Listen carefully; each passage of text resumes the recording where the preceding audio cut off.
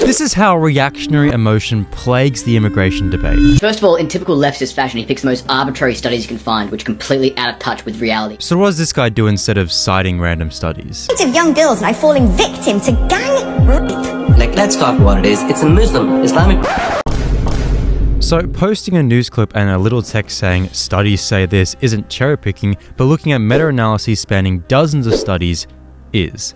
This reflexive dismissal of research is integral to the story these people push, as otherwise their rhetoric gets a bit lost in translation. Here's an example of cherry picking. This single study concluded right here that global segregation indices constructed during the preliminary stages of a study revealed limited segregation in Sydney.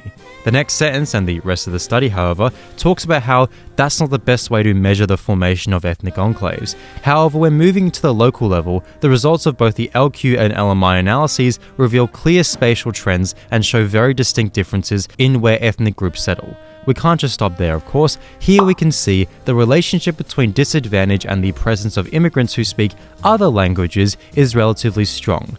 This paper here argues that in Sydney and Melbourne, there's a significant relevance between segregation and Chinese households without cars, households without internet, low household weekly income, and occupation in certain services. So seemingly, voluntary enclavization is primarily driven by socioeconomic forces, which can be alleviated by policy and not some kind of natural or innate spiritual tendency. What I just did is Go to Parramatta. You can just go to inner city Melbourne. but with A, much bigger sample of people, B, a clear method, and C, the supervision of other people. This isn't me cherry picking, this is you trying to sustain a seriously unfounded story by dismissing any actual investigation into the given topics because, I don't know, they're Jewish or something. If your narrative is so well constructed, then it shouldn't have any problems being reaffirmed by dozens of researchers whose work was reported in those meta-analyses. But because it's founded instead on exploiting the very real economic concerns or insecurities white Australians face, you can't do that. You have to reflexively deny and whinge about it.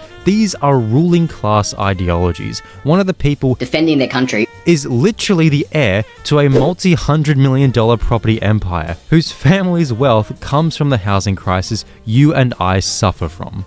I don't care about your race. And then when I said, hey, are you white South African or black South African? Because that gives me context into your opinions and your views, who pretty much pretends to be a white guy because how he sounds.